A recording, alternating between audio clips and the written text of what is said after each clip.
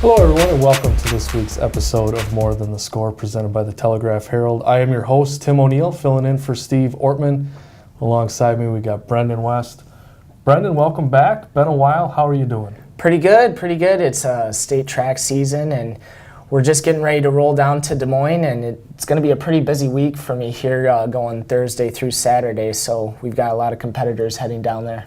All right, so like you mentioned last week, it was the state qualifying meets. I know you were at one. A lot of athletes going down. Just what do we got coming out of those meets going forward? Well, here's some pretty crazy statistics coming out of just the local tri-state scene heading down there for the Iowa Championships. We had 169 local qualifiers that are going to be going down to Des Moines through Iowa's four classes, 4A through 1A. 10 of those qualifiers are actually the top seeded qualifier entering their respective events, which is pretty remarkable. I don't remember that ever happening, for me at least, on this beat. And so we'll just kind of go through some of those that really stick out. For the top seeds, we have Damon Yeager from Western Dubuque in the long jump, Brady Griebel from Bellevue in the 1600, Western Dubuque's 4x200 team, Wahlert boys sprint medley team. That kind of wraps up the boys side of things. And then on the girls, we actually have 6 top qualifiers, including seniors Claire Edmondson. She's the top qualifier in both the 1500 and the 3000. We have Libby Wedewer in 3A for Wahlert in the 200, Aaliyah Carter for Wahlert in the long jump, and then the Golden Eagles 4x200 team and Dyersville Beckman's shuttle hurdle relay team. The Trailblazers are actually the defending state champs in that event. So I'd be surprised if we don't crown a handful of champions here coming up by the end of the week. So it should be a pretty exciting time. Well, with 10 top seeds, right? Yes. I mean, even if everybody runs or throws jumps to their seed, that's going to be a pretty spectacular state meet. So you were at Dalzell. Just what happened there? Yeah, we had a really successful run out there at Dalzell in the 4A state qualifier. We had WD, Hempstead, and senior co-ed, WD, senior, and Hempstead all competing, trying to lock down at least the top 2 spots to make sure they guaranteed that qualifier.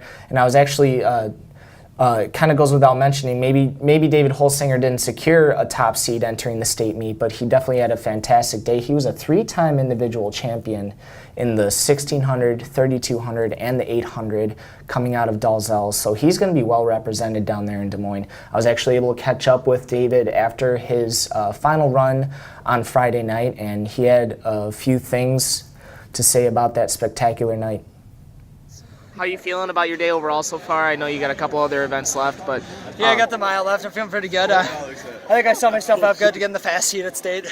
So that's what I was looking for in that open A. Yeah. Just in general, I mean, it seems like Hempstead's clinching a ton of spots at the state meet and everything. Yeah. You seem like an experienced team this year, I guess. What do you make of the season you guys have had so far? I mean, we put it all towards the coaching staff. I mean, they're doing a great job this year. Brought in a bunch of new coaches, Coach Kaiser, Coach Ressler, new head coach, obviously. And they've just been putting in the work with us. I mean, they know what they're doing, and they're making us succeed, so it's good stuff. Last question, I guess. I know obviously you got a bigger meet coming up next week, but a district title like this, 2 of them, just for yourself, I guess, any special meaning to that for you? Or, this is probably the last time you'll run at Dalzell. Yeah, no, it's definitely, you get a lot of nostalgia when you're running around here. You think of all the stuff that's happened over my 4-year high school career, all the ups and downs, and I obviously want to represent Dubuque well, and I feel like we're definitely doing that today at Hempstead too, so. All right, so that's Hempstead's David Holsinger, one of the most decorated runners the past few years in the Dubuque scene. Looking elsewhere at the state meet, there's always the Dubuque Waller girls are always a title threat. Western Dubuque's having a good year. Cascades had some championships in the past couple of years. So what else stands out for you out of those 169 state qualifiers? Well, yeah, those 3 teams in particular are once again well represented this year, but I just kind of want to focus on the kind of season that the WD boys are having right now. 2 years ago, they won their first ever state team trophy. They got 3rd place overall in the team standings, which was really remarkable for them. They might be poised for another trophy type of season here. They're actually they're projected to, if they just met their projections based on the qualifying seeds, they would score 56 points in the meet, which is 2 more than what they scored when they earned that 3rd place trophy.